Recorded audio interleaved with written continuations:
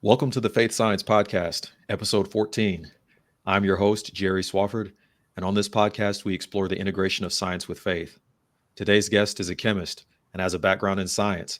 He has also written a new book, Three Proofs of God. In this book, he has compiled historical, archaeological, and mathematical evidence showing that the prophecy of Daniel chapter 9, verse 25 predicted the arrival of Christ down to the day. He believes that this is conclusive proof of God's existence, Jesus Christ's deity, and the Bible's inspiration. Our guest today is James Brown. James, welcome to the show. Thank you, Jerry, and it's good to be with you and your listeners. Well, it's good to have you here. I was telling you just now offline. I just got finished reading your book. I was reading the PDF version and got the physical copy the other day, and so I really want to deep dive into the book. But before I do that, I'm just interested to know what your story is and how what is it. I don't know. As far as I can tell, you're not a theologian, so that is not your story. You're a chemist. So how do you get from being a chemist to compiling the evidence that we see in this book? Well, like many of your listeners, I think I grew up in a church-going home.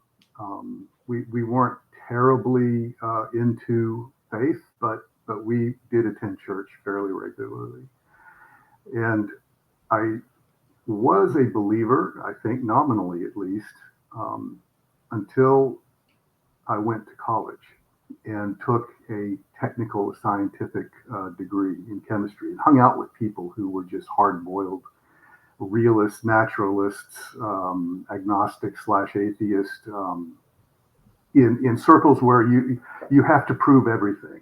You know, I'm not going to believe it unless I can see hard evidence for it. And I've really never lost um, that ethic. And it turns out that that that if you subject the Bible to very strict examination, the Bible stands up to it, and it does not at all conflict with science, the scientific method. So Yeah. it was later that I spent my entire career as a chemist, in chemistry and then in administration. And I 10 years ago heard a presentation at a church on Daniel 9:25. It was, for those of you who know, the solution to Daniel 9:25 from Sir Robert Anderson. Daniel 9:25 is a passage in the Old Testament book of Daniel that predicts the time of Messiah's arrival. It explicitly says Messiah. It uses the Hebrew word Mashiach, which is Messiah. And it um, it's the only place in the Bible that gives that timing in hard numbers. There are a couple of other places that allude to it without qualitatively, not quantitatively, but here we have hard numbers to work with. And I thought, wow, if this is true, this is the strongest evidence for God's existence that I've ever seen. You know, humans can't do that. Humans cannot predict the future. We can guess, we can make sports bets and get lucky, but it's not like we're actually observing the future and then describing it to our past. But here's here's a case of that. We know Daniel was written before Jesus was born at Bethlehem. We know that because we've uncovered the Dead Sea Scrolls. There are 8 copies of the book of Daniel, and there is mention of Daniel's prophecy of Messiah. And these are dated to 125 BC. So we know that this comes before the predictions that it made. Personally, I'm more of a biblical conservative in that I believe that the book of Daniel was written in about 535 BC, so over 5 centuries before Jesus' birth. if that's what happened. So I thought, well, if this is true, why doesn't everyone know about it? And I dug deep into it. The first question, of course, is it true? That's the key question. So I dug deep in it, and I found that um, the Anderson solution, as well as a solution from 1977 from Dr. Harold Hohner at Dallas Theological, who revamped Anderson, they were both incorrect. There were problems. There were not problems of interpretation, biblical interpretation. There are problems of calendrics that are that gets, you have to pay attention. You have to pay sharp attention to what you're doing. But what I found is that there was a solution to this, and the solution is far greater in scope, in depth, and robustness than anything ever presented or even imagined before.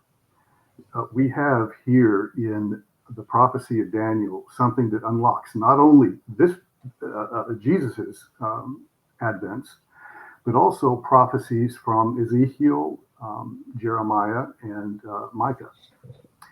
And it's interesting that in the Old Testament, if you look at the prophets, you will find only 4 instances where one prophet refers to another prophet by name, biblical prophet by name. Ezekiel refers to Daniel. In fact, he does it twice. Daniel, in Daniel 9, refers to Jeremiah. Right. And Jeremiah refers to Micah, those 4 prophets. And those 4 prophets are key to unlocking the prediction made in Daniel 9 of when Jesus would come. And yes, he is pointing to Jesus. Make that clear. He's not only pointing to Jesus's triumphal entry, as Hohner and Anderson rightly identified, but he's also pointing to Jesus's birth, his first entry into the temple, which is also a prophetic event, and also his baptism. So you have 4 key advents. Wait, where we are? 4. Right. 4 key advents.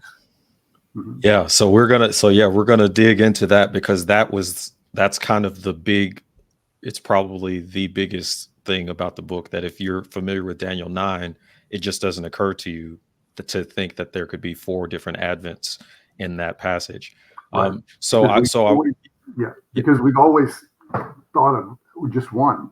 yeah, which one is it? That's the question people ask. Okay, or which one is this talking about, rather than it could potentially be talking about more than one. And that was the big thing about the book for me. That's a universal misstep. Right. If people would just back up and realize what the text actually says, it does not say that from a decree until Messiah.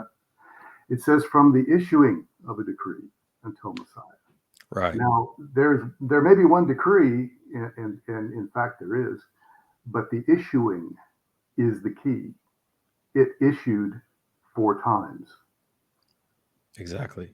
So again, we're gonna get to the book in a second, but I do want to go back. You were saying that your college career, you were surrounded by a lot of atheism and skepticism, Sure. and then but then you talked about how 10 years ago you saw you came across this talk about Daniel 9:25, and I'm curious about what happens after or during or after that. How do you integrate this science career that you have with faith in Jesus Christ? Well, I think if I had not had a science background, I probably would not have been able to uncover the solution as I have. That took a lot of work, and it took a certain approach. You know, I actually paid people to show me where I'm wrong. I mean, I sent this off to theologians at Moody Bible Institute, at Liberty University, at places, to philosophers. I hired expert editors and reviewers who were astronomers, who were Hebraicists, philosophers, archaeologists, and I paid them. I showed them where is this wrong? And they were very helpful. But nobody found a defeater argument. Many of them helped me clarify my presentation, which I'm very grateful for. And so and when I hired these, I always did two at a time, because you can't, if you do just one, then you end up putting someone's opinions in the book and Right. not fact. So I would hire at least two at a time to do this, and Oh, it came out, I think, fairly well. yeah, I think so. I so there are so many things that are counterintuitive in the book, and I'm curious how, because I read it straight through. That's what you suggest to do when you talk in the book. And so I read it straight through, and it's not clear to me, for example, these four different comings of Christ, the idea that you would even think about potentially connecting four advents to Christ rather than just picking one. How Right. does that, where did that so that idea wouldn't have been in that initial talk that you saw regarding the solution. Correct. As far as I can tell, there are no solutions that even attempt to do this. So where does that idea come from? None that I have seen. And you're right. When somebody does give a presentation, they're keying on one biblical decree and one advent of Jesus. One of the very first things that I had to do when I was searching for, or trying to answer the question, is this true, is to look at everyone's opinion, to look at every solution. And there are other solutions to it that don't key off of Jesus's triumphal entry, for example, but rather his baptism. In fact, quite a few. There are quite a few people who advocate for that, and there are others who like who think that for sure this has to do with Cyrus's decree to free Israel from its bondage and allow them to come back to Jerusalem. And even though they're aware of these other solutions, and I'm looking at those and I'm trying to organize everything, and then I notice that Daniel is not saying from a decree to Messiah. He's saying from the issuing of a decree to Messiah. And then I found a verse in the book of Ezra, Ezra 6:14, which states that the building was finished under by the decree of God. I'm paraphrasing here, and the decrees of Cyrus, Darius, and Artaxerxes, king of Persia. And most people think that, well, they're talking about building the temple here, but number one, the temple is part of Jerusalem, just as the wall is part of Jerusalem, and the people are part of Jerusalem now to rebuild and restore. Mhm. So all four decrees fit that specification. The second thing is that Artaxerxes, why would he be there in a statement about building only the temple? The temple was built before Artaxerxes was born.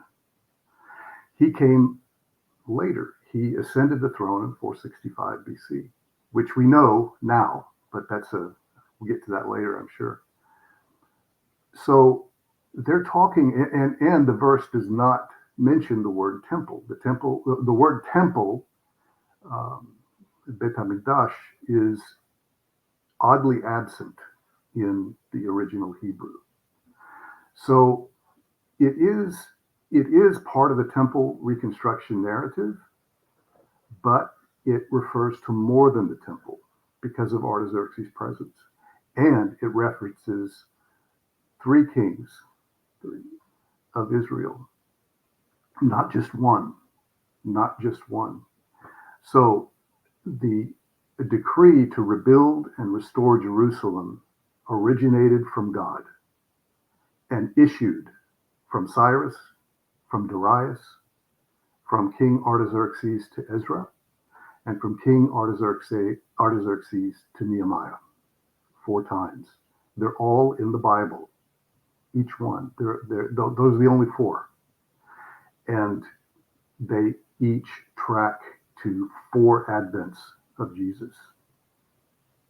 Okay, so yeah, and so talk a little bit about how you, because there's 2 things there. There is the time period that Daniel gives in the book, or in Daniel 9:25, but then there is something that you show in the book, that there's an idea of pauses that can occur between 2 periods. So one of the things you point out in Daniel 9:25 is that he doesn't say there are going to be 69 weeks Right. from the issuing of the decree uh, to Messiah. He doesn't say Correct. there's 69 weeks. He says 7 weeks and 62 weeks. Correct. And because he says 7 and 62, you note that there could be a pause in between the 7 and 62, which is what leads to this idea of looking at, or these different timings between the Cyrus. So I guess in this, as we're talking about this, I'm going to refer to it as kind of the Cyrus issuing, the Darius issuing.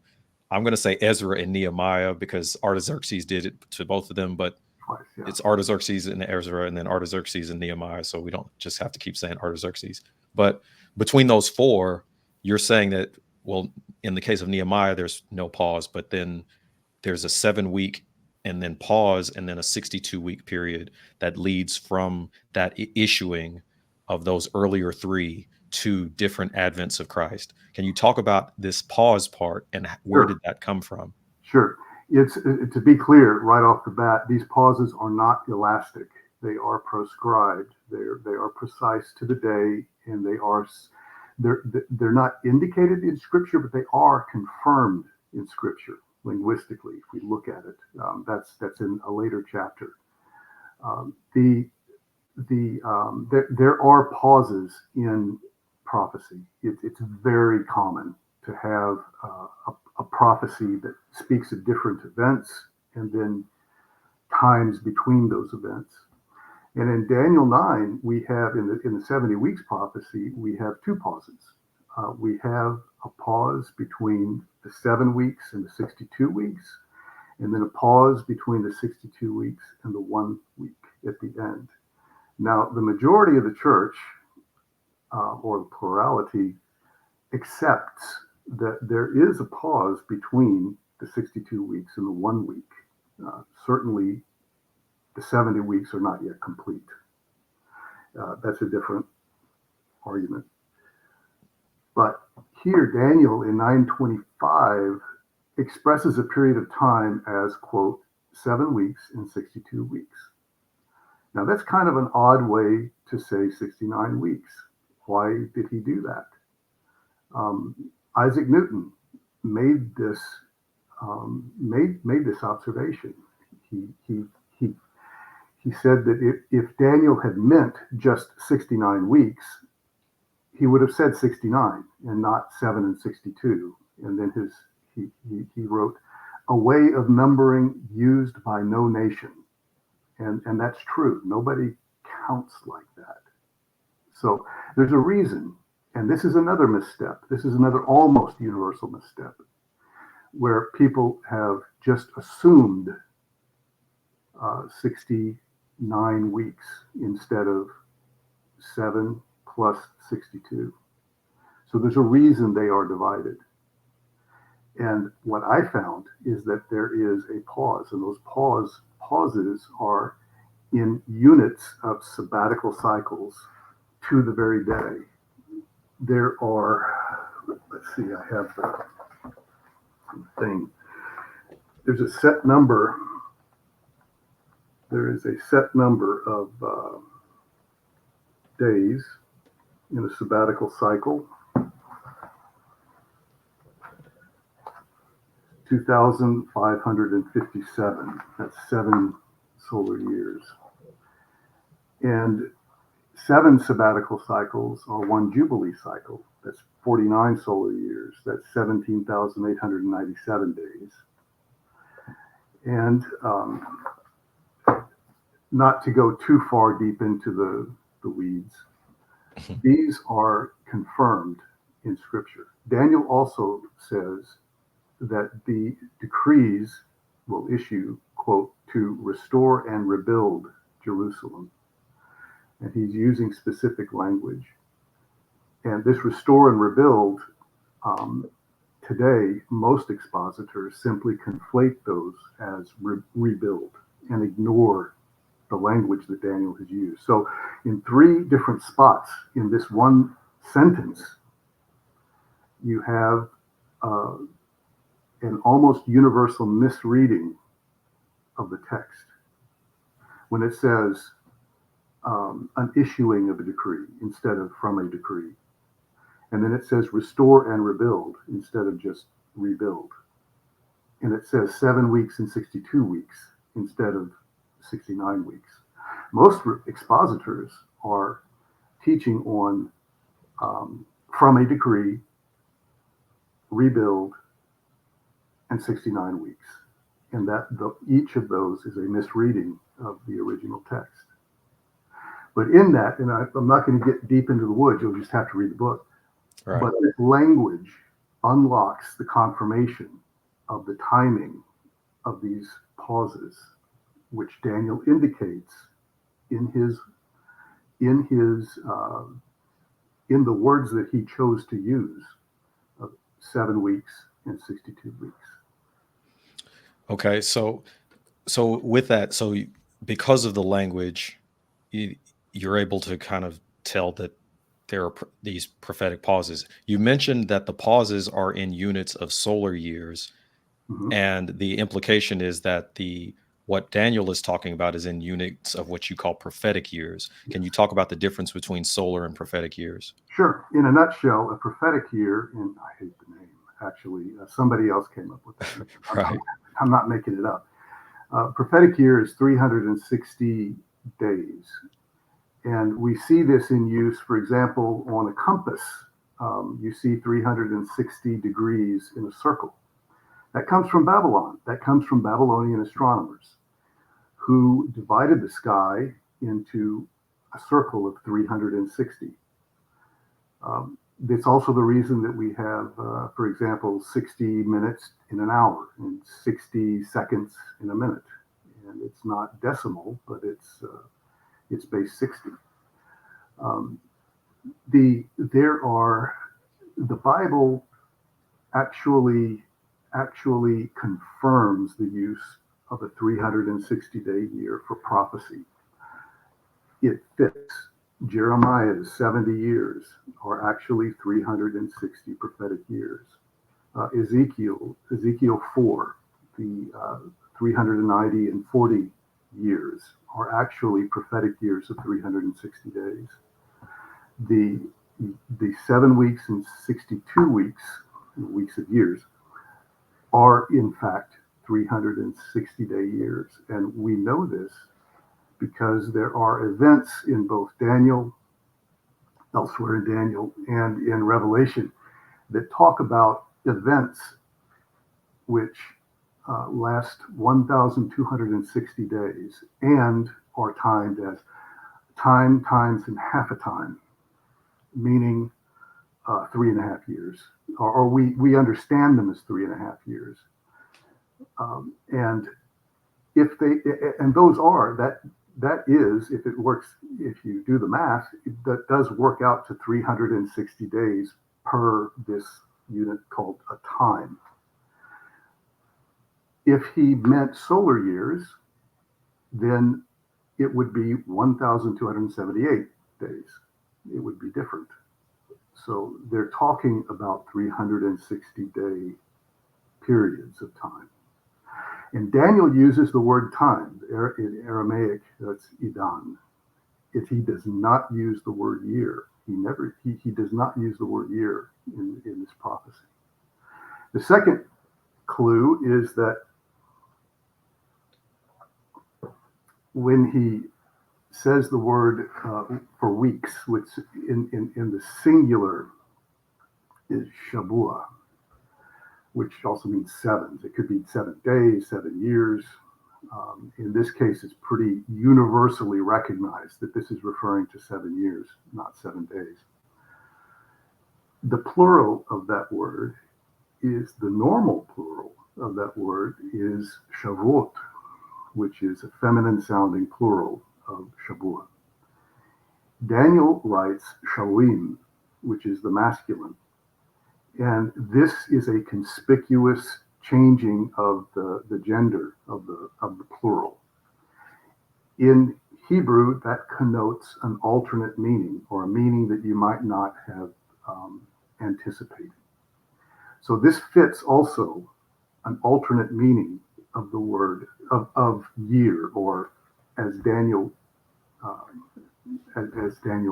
wrote it. He didn't say year; he said time later in this section that's in the Aramaic portion of Daniel.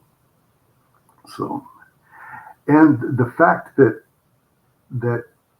the this equivalence back up to the 1260 days equals 3.5 years, those are for events to happen in the 70th week of Daniel.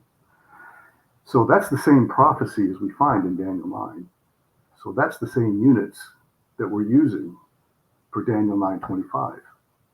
7 plus 62 weeks of 7 years, where a year, people call it a year, I would call it a period, equals 360 days. Okay, so you have the pauses are in terms of solar years, which is Yes, roughly 365 days, yes. and And then the yeah, there's a reason for that too. Yeah. okay, and I think you kind of say 365 in one quarter, and then you're rounding up sometimes, rounding down sometimes. Um, I didn't follow all of the math all of the time, but one of the things you do say in the book repeatedly is that we got this audited, we got this checked. We There are people that followed up after us and followed up on the math, so that is something that to see that continually is helpful because um, when you're switching back and forth between using so I do have this question because this reminds me of something. One of the things you talked about, one of the reasons why people often make mistakes on dating things is that they will use a modern Jewish calendar Yes. to to date things from the Mhm. past when that wouldn't have been how they dated things. Can you Correct. talk Was that something where you were working through this and figured that out? And Yes. where's the aha moment for you to even see that? Because it makes sense when you once you say it that well this modern Jewish calendar was maybe 3 centuries after the time of Christ or something like that, and we're using that to date things from the past as if Daniel would have been using that and he wouldn't have been. No, he When did would you not. figure that out? How did you know about that? Is that somebody from the team that you were working with? How did you figure that part out? It's um, it's probably the single biggest mistake that people make in biblical chronology right now, because it's just so easy to do, and almost nobody checks. So people do it because it's easy. If it You could just go to the internet and type in a date and push a button, and boom, you have a Hebrew date. And that's not the way it worked before the year AD 359. In the year AD 359, the Jews were dispersed from their last, or the Jewish leadership was dispersed from its last uh, center in Judea, then already Roman Palestine, from Tiberias. And they had to give Jews scattered all over the world in the diaspora a means of keeping the calendar. So they devised a calendar that was completely algorithmic, completely mathematically. Everything was set out. All the dates were set out. That's not the way they ran the calendar prior to that period. During the time between the return from captivity and AD 359, or let's say AD 70, when the temple was destroyed. Now we're talking about both um, uh, the Old Testament, like Ezra and Nehemiah, and also the time of Jesus. They instead ran their calendar, which was a lunar calendar, based on visual sightings of the moon. Each lunar month began when they first saw the new lunar crescent at night, right after sunset. That was the first day of the new month, and they anticipated, but they saw it as a sign from God, essentially, because in Genesis it says that the moon and the sun and the stars shall be for seasons and times and such. So they followed that, and so it was a natural thing. And of course, the lunar calendar, and I'm really doing a brutal summary here, but it is explained in the book completely. I mean, if you read the Appendix B, you will know how to do a lunar calendar, how a lunar calendar is done. And believe me, it's not brain surgery. Every prehistoric society, whether literate or illiterate or whatever, they were using the moon as a calendar. If you go far back. They used to declare a new year. They used natural springtime, and as we know, springtime sometimes comes earlier, sometimes comes later. But they used that to declare the first year of the month as well. And this was also based on nature and not on a proscribed algorithmic schedule. That's how they ran it back then. So in fact,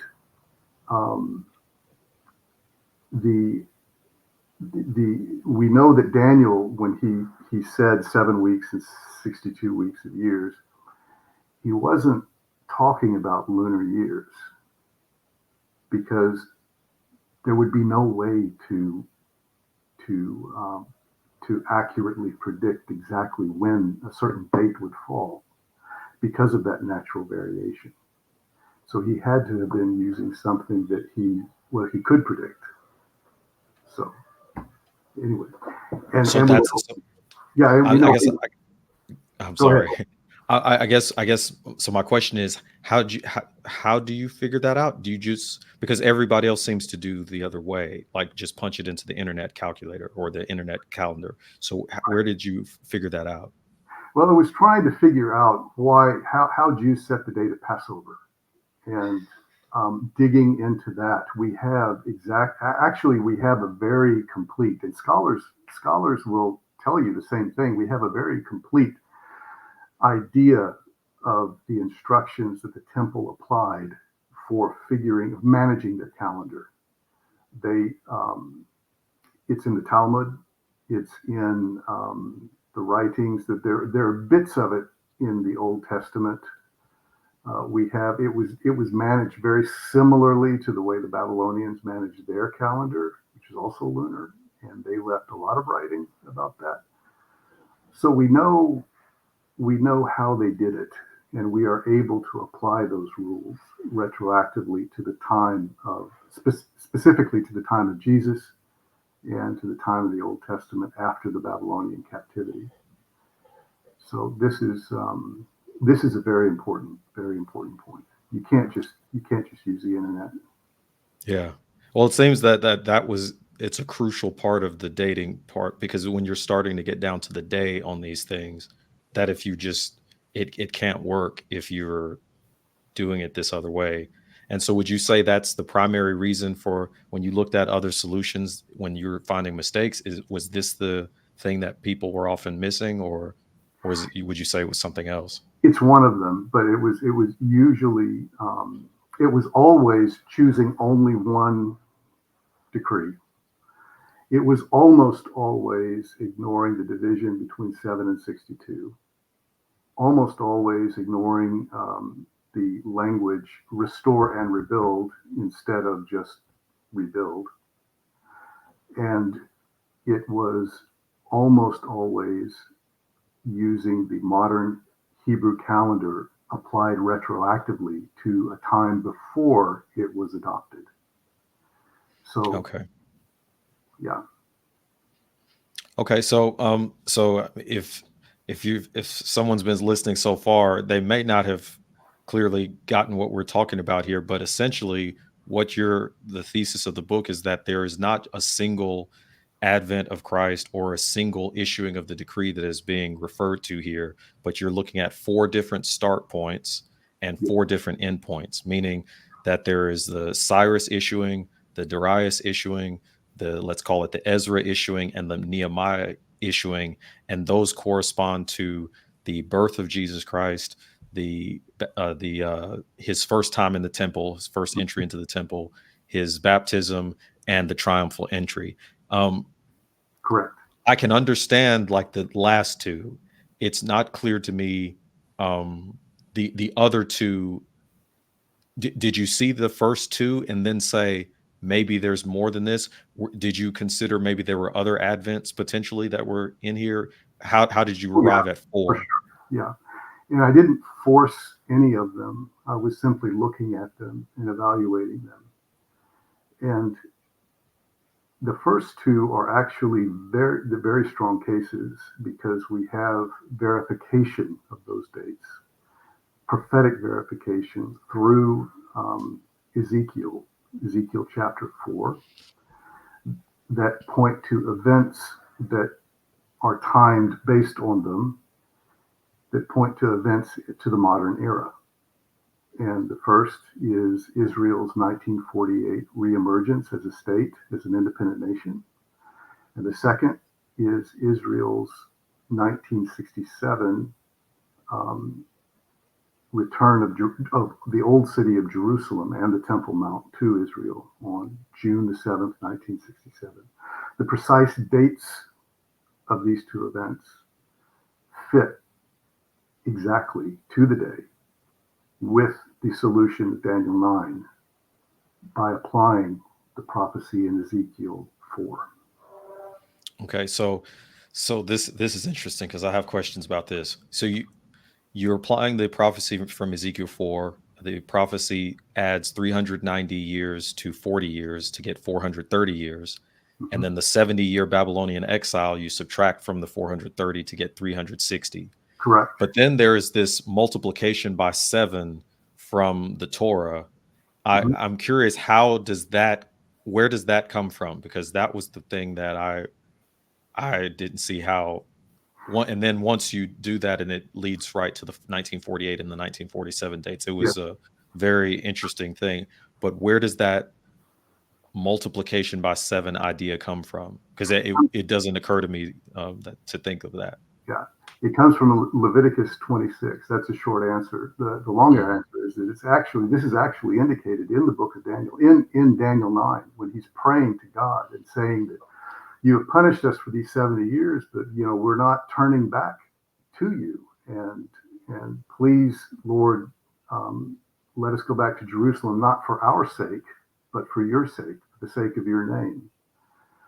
And he's saying that the curse, the oath and the curse have been poured out upon us.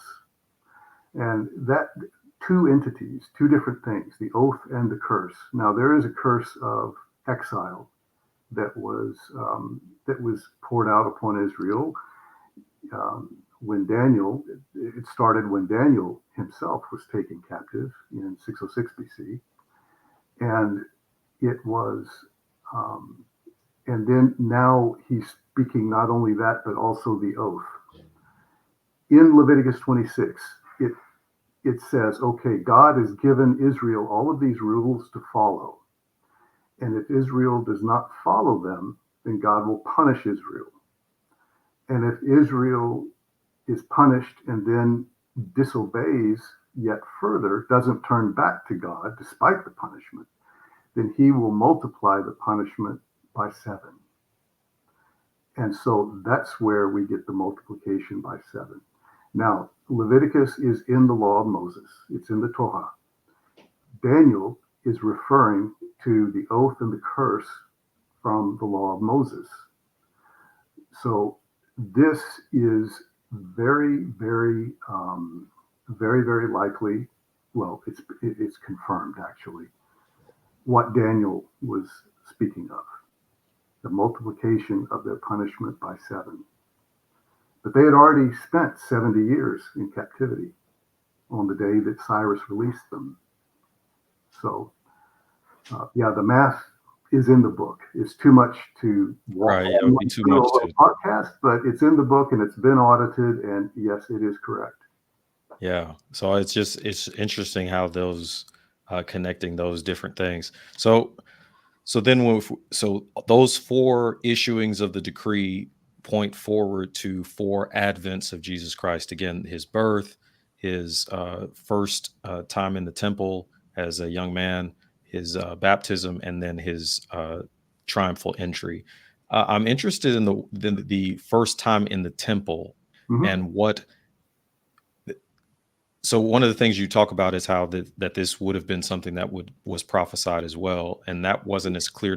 I can see prophecies of the birth, for instance. I can think about some of these other things. We know that John the Baptizer, he's prophesied of in the Old Testament, but the first time in the temple, and kind of connecting that specifically to the Darius issuing. Can you talk a little bit about that one? Sure. It was prophesied twice in the Old Testament, one in Malachi, I believe it's 3:1. I'm just shooting from the hip here. Hmm. Or Or the Haggai. messenger of the covenant is One in of the the two. temple. Yeah. When the will enter the temple. There are two verses in the Old Testament that talk about Messiah entering the temple. One of them is more clear than the other. I think the Malachi one is clearer. The Haggai one can be interpreted in many ways, but it also refers to Messiah. It may also refer to other things too, but it also refers to Messiah. Okay. So the end of the book, you get to the end of the book, and because the book is called Three Proofs of God. Mhm. And so what you spend the majority of the book doing is showing that that what we see in Daniel chapter 9, verse 25 is a true prediction Yes. of the coming of Jesus Christ. And then you use that established true prediction to prove 3 things about God. Can you talk about those 3 proofs? Yeah. The first proof is straightforward. It's actually foreshadowed in the first chapter. Um, it's deductive, meaning that if its premises are true, then its conclusion is true. Just like you may remember from school, the famous example, all men are mortal, Socrates is a man, therefore Socrates is mortal. This is the type of logic that Aristotle taught, and it's been used ever since, and it's still valid.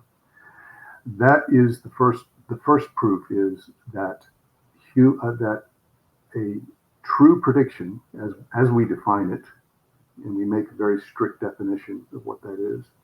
If a true prediction exists, then a supernatural entity must exist, because we humans can't do this.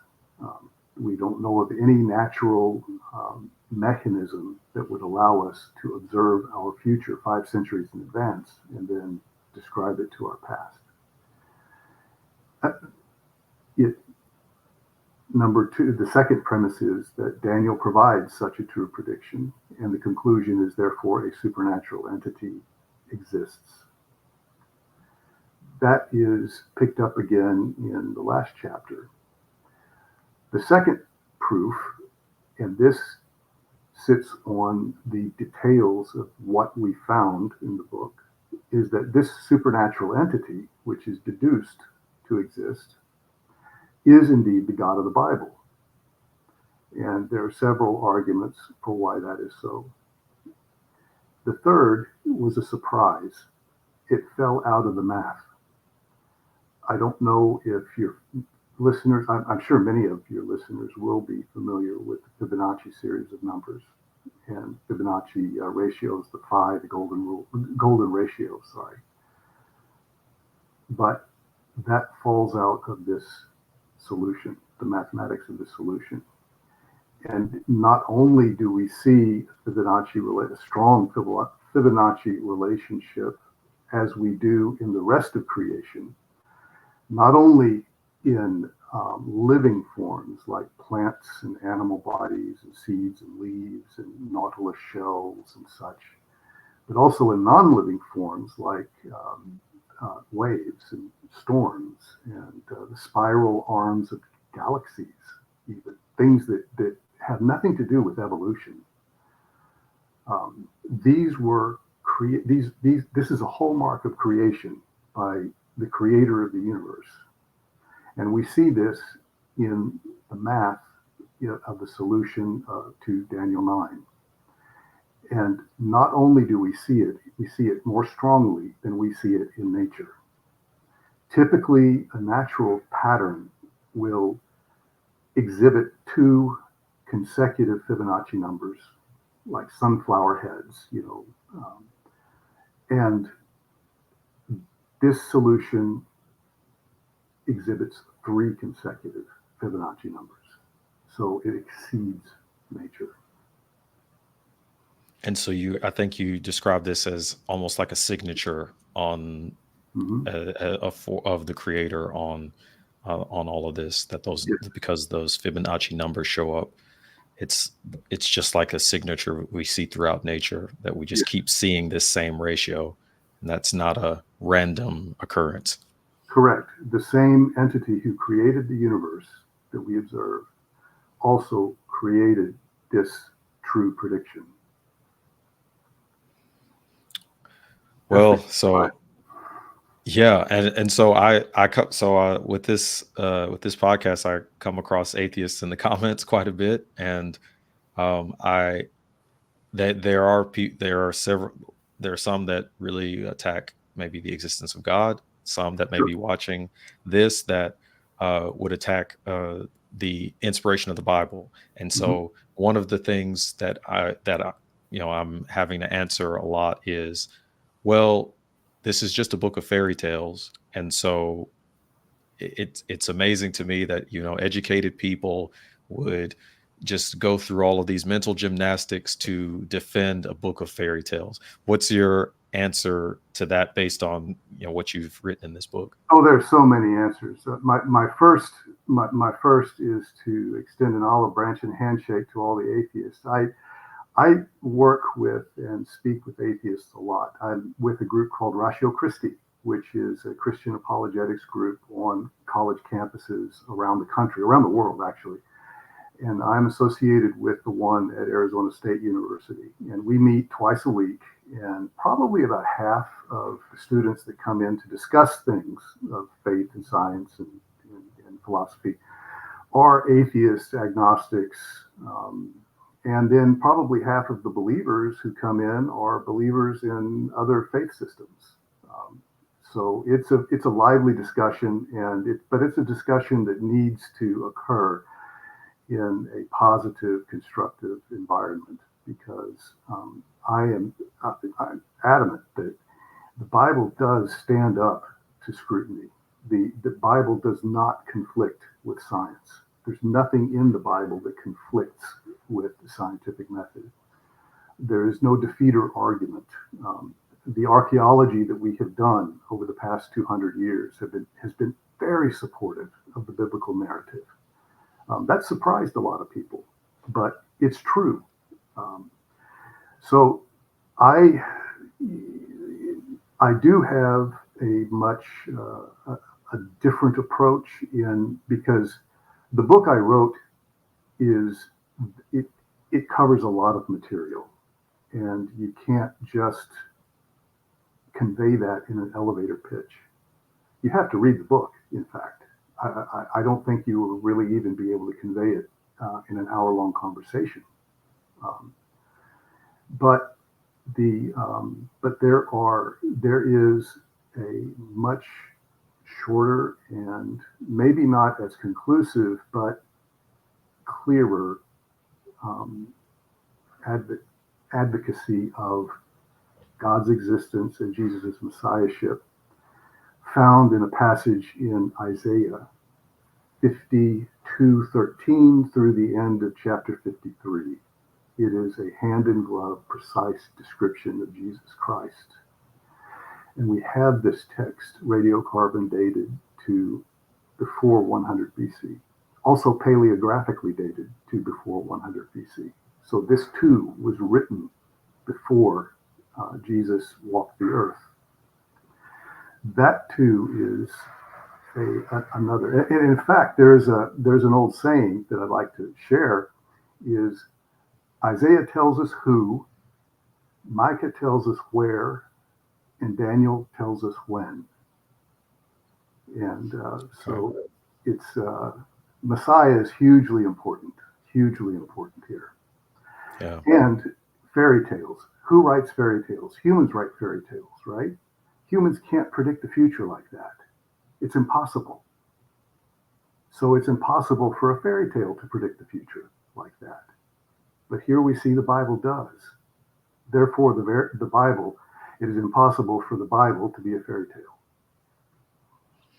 So that's good, because so would you say that in your interactions with atheists and skeptics, do you immediately go to kind of pointing out the God of the Bible in terms of prophecy, and something like Isaiah 53?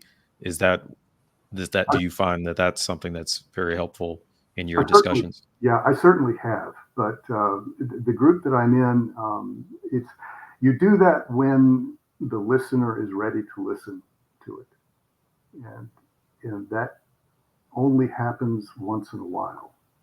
Mhm. But it does happen. It does happen that they'll say something like, "Hey, is this your strongest case?" And I say, "Well, actually, I have a stronger one, if you're willing to listen to it." But the Bible itself usually doesn't figure into discussions of science or philosophy if they're focused on science or philosophy. Now, there are scientific statements made in the Bible, and yes, they happen to be correct, but it doesn't focus. It doesn't focus on. It's not a science book. Never meant to be. It's Right. not never meant to be a philosophy book. Um, and there's just so much we could talk about Yeah. in that ministry. But no, we're very constructive, and yes, I will share. I do share, um, especially the Isaiah evidence with agnostics and skeptics and atheists. Yeah, I mean, that's a good point. I think Some of whom the are good friends. yeah, yeah. Mhm. I think, again, it doesn't have to be. Uh, I'm seeing a lot of hostility, but I know it does not have to all be people who are hostile. But I know there are people that are angry there, for various reasons, and Yeah. that's kind of why they show up. And just being able to show that. Yeah, they tend to be in the minority, though. In reality, what I found, and really, I think both sides of this issue could learn something about the other. Number one, for Christians need to know that atheists and agnostics, they don't have horns and hooves and aren't, angry and using ad hominem all the time and such. And the atheists need to know something about Christians is that we do not behave like the people who call in to Matt Dillahunty's show and all the Austin atheist call-in shows who get maybe 30 views in a week, but have 7 callers lined up, and none of Right. them can string a sentence together or speak coherently or have they're selected to look the way they do. So anyway, there is a harmony between faith and science. There is basis for there is a basis for belief in God. There's a rational basis for belief in God. Right. And some of them may be wondering, well, okay, you've got this book, you've got this um, this thesis about something that we've known for centuries is super important, yet we never could agree on what it meant exactly. Um, why should I believe that, why now? Why now? Why not hundreds of years ago? Um, I would refer you to the last chapter of Daniel, in Daniel 12, verses 4 and verse 9, where it speaks of the words in the book shall be kept secret and sealed until the time of the end. This was not meant to be unraveled until the time of the end. It could have been, it might have been unraveled during the time of Jesus, but it wasn't. We don't see any Daniel 9:25 argument made anywhere in the New Testament, despite the fact that they had every incentive to do so, and that Daniel 9:25 pointed to that general time. They could have made an argument for it, but they didn't see it because it remained secret and sealed, as Daniel rightly foretold that it would. So that raises some other questions, I know, but that's kind of beyond the scope of the book. Right. Yeah. Yeah. Okay. So like I said, I again just read the book myself. Is certainly thought provoking. It'll figure heavily into how I prepare to teach a class on Daniel coming up in the next few weeks. And so, if you have not read the book, check out the book. Where would people be able to find it? By the way. Right on Amazon. Just Okay. So go to Amazon, Amazon and check it out. Three Proofs of God by James Brown. Yeah. Three Proofs of God by James Brown. I certainly recommend it. We're going to start winding it to a close. I want to be respectful of your time. There are 4 final questions that I usually ask most of our guests. The first one usually is, do you have a book that you're currently recommending to people other than your own or other than the Bible itself? Yes, it's a dead. I meant to. I remember that they told me that. I'm sorry, I don't have it to hold up, but it's the biblical Dead Sea Scrolls. Um, we somebody compiled all of the Old Testament material that they found in the Dead Sea Scrolls and collected into one book. And I know Peter Finch is one of the authors, and it has a red cover on it. But it's excellent. It presents them in canonical order. Of course, we have not recovered the entire Old Testament, every bit of it, but every bit that we have recovered is in this book. So it's a very good resource for people who are studying and wanting to see, okay, well, how did the text appear on those Qumran scrolls from 100 BC? So Right. that would Okay. be the book that I recommend. Okay. And that is the Biblical Dead Sea Scrolls. Yes. That's the Well, name of it. it's on my shelf right now. Okay. All right. Is there an interesting quote or scripture that you've been considering or thinking a lot about lately? Yes, it's the quote, the scripture in Isaiah 52, verses 2 through 4. I don't have it in front of me, but it's a description of nobody except Jesus. Nobody in the world fits the description except Jesus of Nazareth. Isaiah 52, Yes, verses 2 through 4. 2 through 4.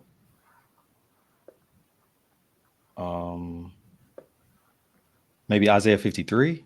I'm sorry, yeah, 53. Sorry. Yeah. For he grew up before him as a tender plant, as a root out of dry ground. He has no form nor comeliness. And when we see him, there is no beauty that we should desire him. He was despised and rejected of men, a man of sorrows and acquainted with grief. And as one from whom men hide their face, he was despised, and we esteemed him not. Surely he has borne our griefs and carried our sorrows, yet we did esteem him stricken, smitten of God, and afflicted. Yeah. I've heard people say that they've talked to people who are Jewish and showed them that passage and said, this is talking about Jesus Christ. And Jewish people were saying, whoa, I'd never seen that before. Yeah, can I read one more verse? Verse 5. Sure. It continues on. But he was pierced for our offenses. He was crushed for our wrongdoings. The punishment for our well-being was laid upon him, and by his wounds we are healed. That's not only Jesus, that's also the gospel. And it's in the Old Testament. Right. And we have it on a document that is carbon dated to 100 BC, before 100 BC. That's kind of mind-blowing. Yeah.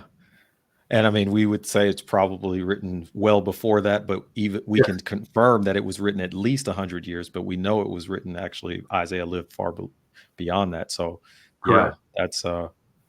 Yes, he so lived in yeah, you should, Hezekiah around 700 BC and the king. right, So right.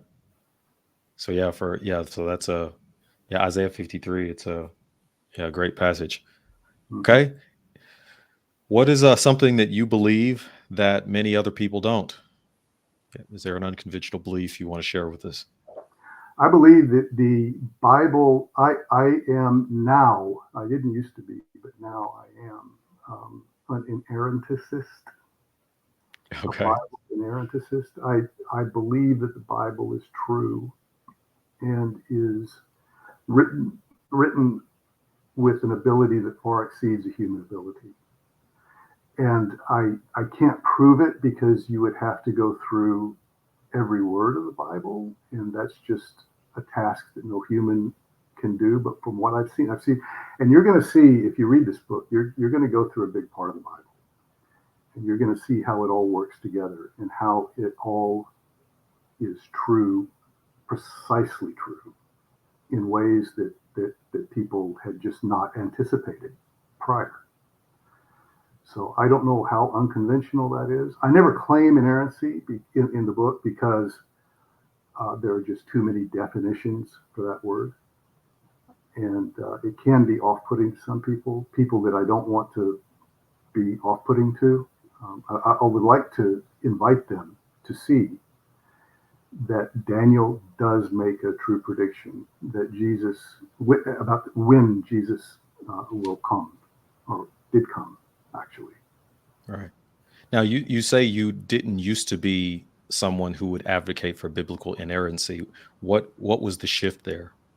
The shift was going through and learning the fulfillment of Daniel 9:25 and going through such a big part of the Bible that it draws upon, because it's not only Daniel, it's the other prophets, it's the Gospels, and it's the Mosaic Law as well, and it all fits, it all works Yeah. in a way that you would never expect it. It's mathematically prohibitive to say that this just happened by accident. And we actually go through and quantify the odds. They are virtually zero. Right. Yeah. So, and this is not something that you could have. I do want to make this point as well that it's not something you could have kind of fudged with the numbers to get it to work in the way these dates were, in the way these. If you look at one of the things, we didn't even talk about this, but how, if as far as we can tell, it appears that the birth of Jesus, that first time in the temple, the baptism and the triumphal entry all fell on certain Jewish feast days or high Sabbaths. And Correct. so, again, another one of those things. I mean, of course, we recognize Acts 2 was Pentecost, and we recognize, Passover being, when he, during the crucifixion, but that all of these other events did too. And when you start talking about how that could have coincidentally happened, it starts getting, probabilistically prohibitive, is what you're saying. Yeah. Yes, that's a big difference between my thesis and every other thesis, is the level of verification. What you've described is another level of verification, in that we did not force these dates at all. These dates do happen to land on biblically referenced holidays. Some are high holidays, meaning annual Sabbaths. There are 7 of them in the Hebrew calendar. Some are other holidays like Tisha B'Av. The ninth of Av figures very prominently and is also in prophecy. And they, to land on those dates is just prohibitively unlikely. Right. Even picking a bunch of dates at random, much less um, uh, dates that fall out of a perfectly fitting chronological framework. That would be prohibitively unlikely. You could never advocate for that position. Right. And you know about fudging dates. It's a lot of people do that, but they're usually fudging a bridge between two dates. We are not doing that at all. We have bridges between. There are 10 cardinal dates in this solution, and they all fit together. Right. There's no question of fudging. And Yeah. you'll see once if you read the book, you'll know that. Right. Yeah, that's the thing that's so remarkable about it. Again, like for me, it was chapter 7. And that's really where you talk about 8 of those. You don't really see the other 2 till later, but like those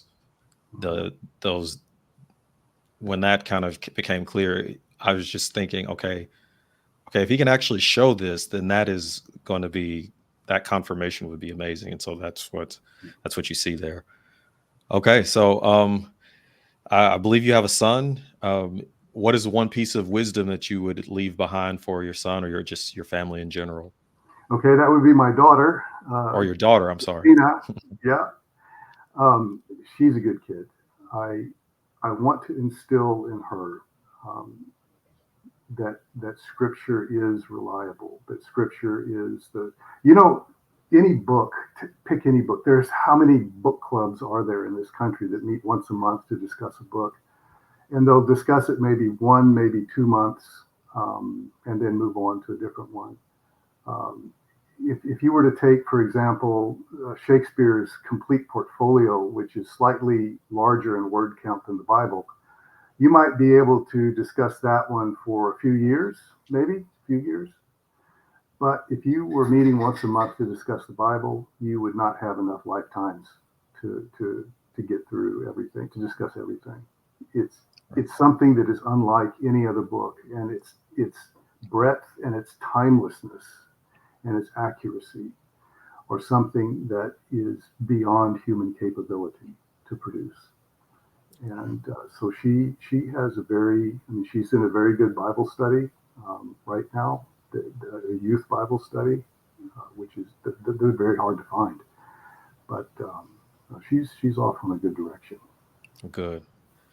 So yeah, great information, or a great piece of wisdom for her to trust in the inspiration and inerrancy of Scripture. We have Okay. yes. Yeah, yeah. So if someone wants to get in contact with you, what's the best way for them to do that? Well, we have a website. You can reach it by Three Proofs of God, either spelled out or number three proofsofgod.com. And there's a contact form there. That's probably the best way. And on that Okay. website, you'll be able to read the first 4 chapters of this book for free. You can just click on the link and put in your email, and then it will open a PDF with the first 4 chapters. So you can see for yourself with your own eyes whether this is something for you or not. Okay.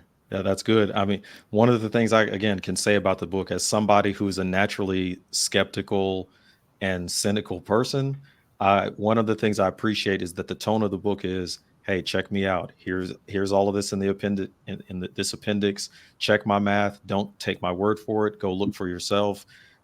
This is not something where I'm calling for you to believe this blindly. Check it out." And so that sentiment completely throughout is helpful to hear, because some people just want you to not look very closely, because if you did, you'd find out it wasn't true. So that is something that's said throughout the entire book. There's another thing is that I believe there are QR codes at the top of each chapter. So Yes. where if you scan that QR code, it would link you to where you could hear the reading of the book. I didn't personally get to use that because I needed to read it fast. So I don't know if you have the way of speeding up the reading. I didn't check There it, is. but Yeah. okay. Well, Yeah. I don't know if it would have been faster than me reading it, but maybe so. Probably not. So Yeah. I always put it to 1.25x. Um, okay, yeah. and So yeah, but you would be able to hear James. It's you. I believe it's you reading it. Is that right? I'm reading the text of the body. I hired voice actors to voice the quotes, and I have a single voice actor to voice a different voice actor to voice all of the scriptural quotes, because he has a magnificent voice of God. And so So you know just from listening whether it's something I wrote or something that I'm quoting from someone else.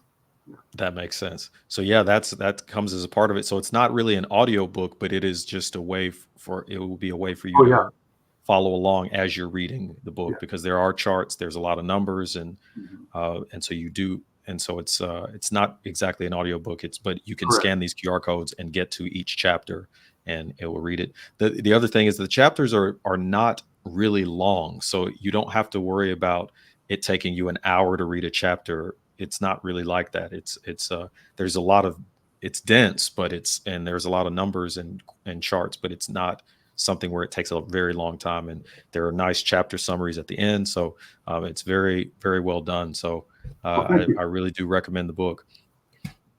Yeah, the All right, audio files are between average 10 to 12 minutes or so.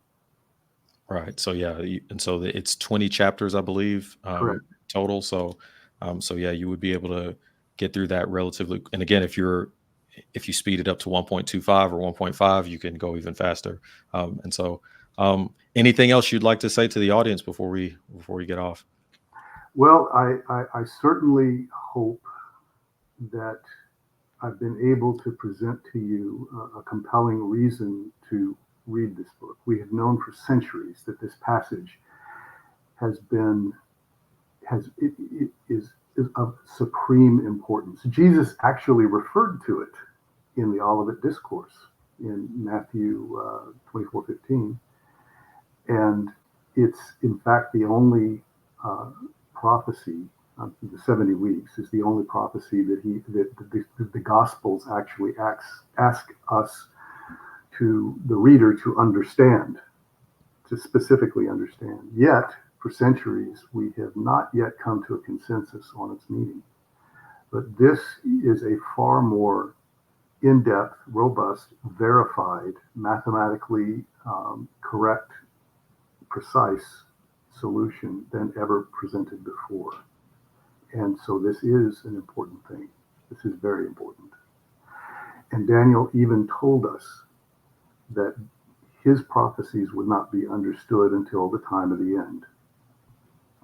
There's a lot to unpack in those verses of Daniel 12, but that's a very tenable position to take.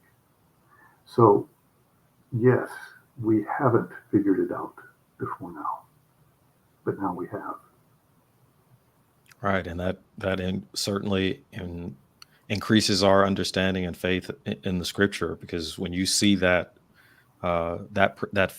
true prediction on it's I mean it's multi-layered there, but these multi-layers of prediction, then only God can do that, and that means that this is His book, and that we should believe that and obey it. So Mhm. so thanks so much to James Brown for coming on the show today. Again, check out Three Proofs of God by James Brown at Amazon. Check out the website, Three Proofs of God, spelled out, threeproofsofgod.com, if you want to learn more or contact him. Until next time, keep asking questions, keep the faith. Thank you.